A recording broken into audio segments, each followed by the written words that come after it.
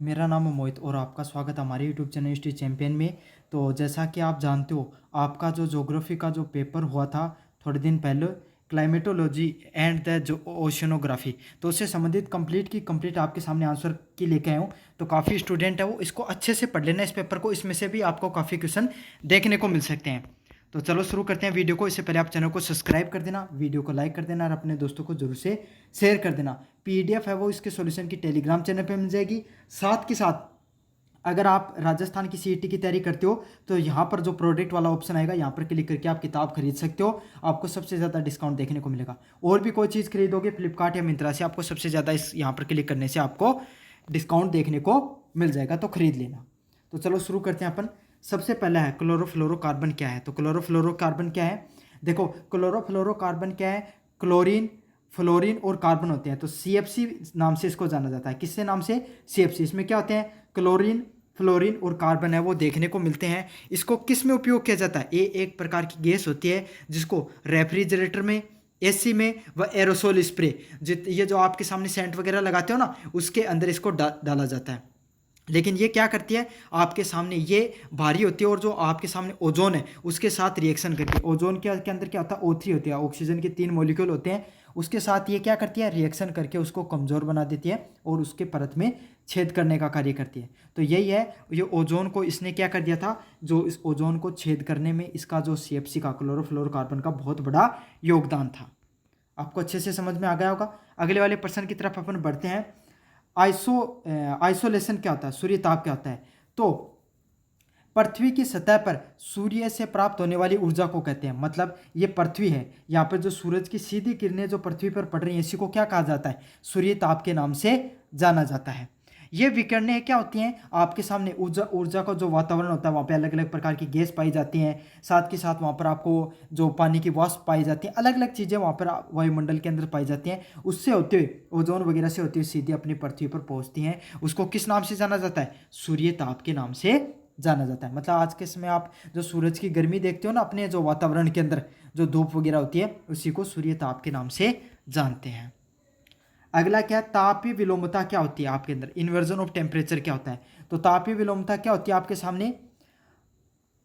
तापीय विलोमता होती है, सामान्य ताप होता है ना, वो जैसे जैसे ऊंचाई बढ़ती है ताप में, आपके सामने तापमान है उसमें कमी देखने को मिलती है। उसको क्या कहा जाता है? तापीय विलोमता के नाम से जाना जाता है। जैसे जैसे तापमान बढ़ता चला गया, आपके सामने जो ताप है उसमें कमी देखने को मिलती है। लेकिन एक समय आता है उसके बाद में ये कि जो तापमान है वो फिर से बढ़ना शुरू कर देता है। तो इसी को क्या कहा जाता है? तापीय विलोमता के नाम से जाना जाता है। जैसे जैसे तापमान बढ़ा, एक बार तापमान तो बढ़ गया लेकिन उसके बाद में वो फिर से घट जाता है। इसको किस नाम से जाना जाता है? तापीय विलोमता के नाम से जाना जाता है।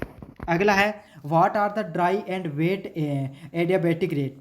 तो रुचोसम ताप ह्रास किस नाम से जाना जाता है? तो ये क्या होता है, इसको किस नाम से जाना जाता है? 1 डिग्री सेंटीग्रेड प्रति 100 मीटर वायुमंडल पे शुष्क होता है। मतलब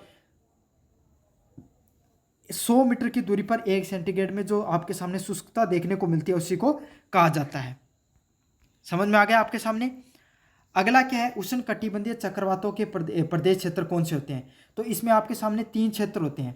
सबसे क्या कहा जाता है आपके सामने? इसको कहा जाता है नेत्र के नाम से, आई के नाम से जाना जाता है। इसमें क्या होता है आपके सामने?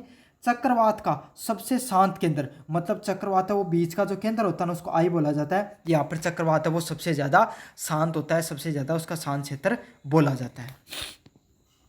अगले वाला पॉइंट क्या होती है? Eye ball.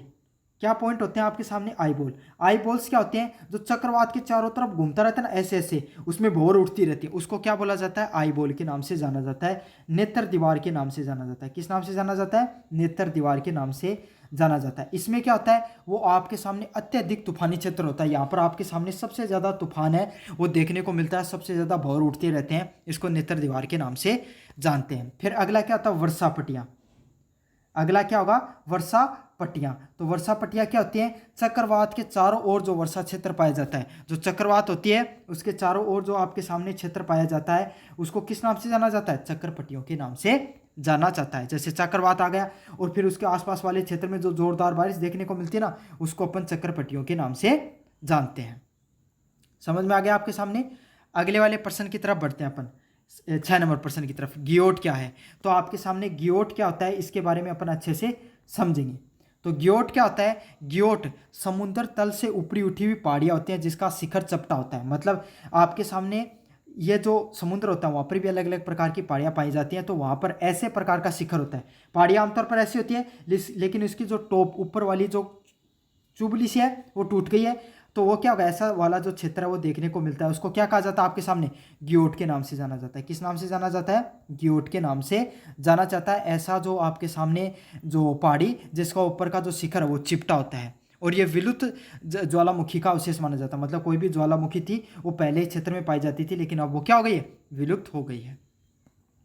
अगले वाला ग्रेट बैरियर रीफ कहाँ पर होती है? तो ग्रेट बैरियर रीफ है वो सबसे ज़्यादा, मतलब एक पतली पतली जो मूंगे जिसको बोला जाता है वो होते हैं, बहुत ही सुंदर कलर की जो घास वगैरह या फिर आपके सामने जो अलग अलग प्रकार की जो चीज़ें देखने को मिलती हैं उसको क्या बोला जाता है? बैरियर रीफ के नाम से जाना जाता है। सबसे ज़्यादा बड़ी एक ग्रेट बैरियर रीफ कहाँ पर पाई जाती है? ऑस्ट्रेलिया। ऑस्ट्रेलिया जो आपके सामने ऑस्ट्रेलिया है उसका जो उत्तरी पूर्वी तट है वहाँ पर सबसे बड़ा प्रवाल बत्ती का जो आपके सामने जो क्षेत्र पाया जाता है, और ये जैव विविधता के लिए बहुत शानदार होता है। क्यों? पानी साफ होता है तो एकदम स्वच्छ दिखाई देता है, रंग बिरंगी चीज़ें होती हैं, घास हो गया, शैवाल हो गया, मछलियों का अपशिष्ट हो गया, जानवर हो गए, पत्थर हो गए, इनसे बनकर एक मूंगों की एक पूरी रीफ की क्या बनती है? एक पूरा का तट का निर्माण होता है। ऑस्ट्रेलिया के उत्तरी पूर्वी तट पर मिलता है। इसको क्या बोला जाता है? ग्रेट आपके सामने बैरियर रीफ के नाम से जाना जाता है। अगला क्या है? नेरेटिव निक्सेप्स क्या है? तो नेरेटिव निक्सेप क्या होता है?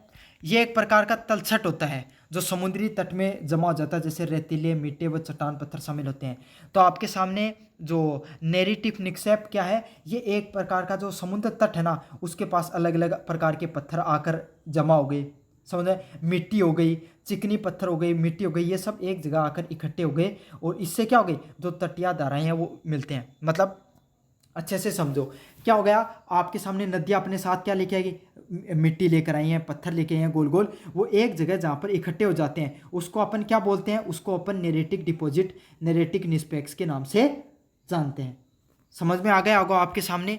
अगला क्या है? युति व्युति क्या है? युति व्युति क्या होता है आपके सामने? खगोल शास्त्र में 3 चीज़ें होती हैं, समझ में आ गया? सबसे पहले क्या होता है? सूर्य, चंद्रमा, सूर्य, चंद्रमा और क्या होती है? पृथ्वी। ये 3 चीज़ें पाई जाती हैं, और जब ये एक सिद्ध स्थिति में होती है उसको क्या कहा जाता है? आपके सामने पूर्व सूर्य ग्रहण या पूर्व चंद्र ग्रहण की घटना के नाम से इसको जाना जाता है। समझ में आ गया? तो सूर्य, चंद्रमा, पृथ्वी एक ही आपके सामने एक्सेस में पाई जाते हैं, उसको युति व्युति के नाम से जाना जाता है। समुद्री धाराओं के 2 प्रभाव लिखे। तो समुद्री धाराएं होती है उसके 2 प्रभाव क्या देखने को मिलते हैं? पहला है इसका, समुद्री धाराएं तटीय जलवायु को नियंत्रित करती हैं। तो समुद्री जलवायु क्या करती हैं? समुद्री धाराएं जो तटीय जलवायु होती है उसको नियंत्रित करने का कार्य करती हैं, तथा समुद्र में जो समुद्री जो जीवन व मछलियों को पकड़ने वाले क्षेत्र को प्रभावित करती हैं। तो क्या करती हैं? समुद्री धाराएं क्या करती हैं? मछलियों को पकड़ने, भाई धाराओं के साथ मछलियां साथ साथ चल के आती हैं। समझ में आ गया आपको? जलवायु वहाँ पर क्या होगी? उसको प्रभावित करने का कार्य करती है। तो यह आपके सामने जो पूरा का पूरा जो वेरी शॉर्ट टाइप क्वेश्चन थे सारे के सारे मैंने आपको करवा दिए हैं। अब आपको इसकी पीडीएफ कहाँ पर मिलेगी ये मैं बता देता हूँ एक बार।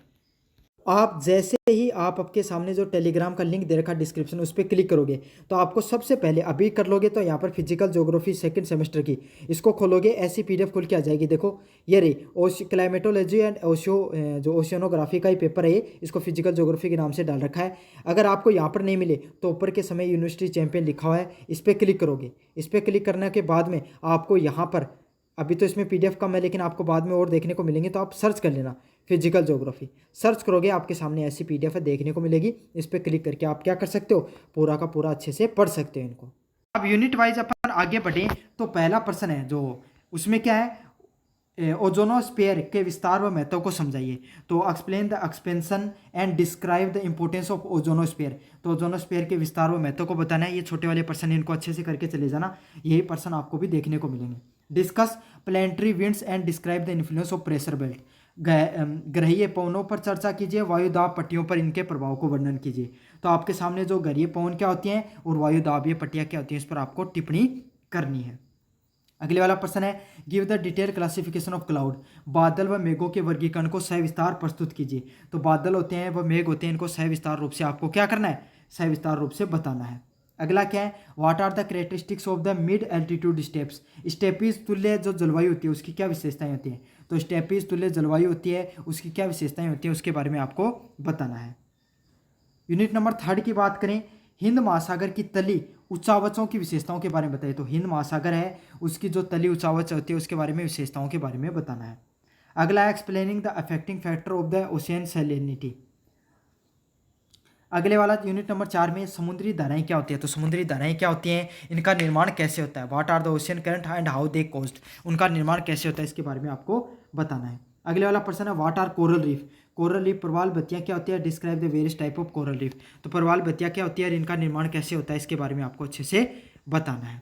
तो ये हो गया आपके नाम सेक्शन बी। सेक्शन सी की बात करें अपन, जो बड़े वाले लॉन्ग टाइप क्वेश्चन है, इसमें एलिब्रेट the composition and structure of layer of atmosphere. वायुमंडल की परतों के संगठन एवं संरचना को सविस्तृत वर्णन कीजिए। तो जो वायुमंडल होता है उसकी परतों का निर्माण कैसे होता है उसकी संरचना के बारे में आपको बताना है। Discuss the classification of air masses and there distribution. वायु राशियों के वर्गीकरण तथा इनके वितरण का वर्णन कीजिए। तो वायु राशियों का वर्गीकरण क्या होता है उसके इसके वितरण के बारे में आपको बताना है।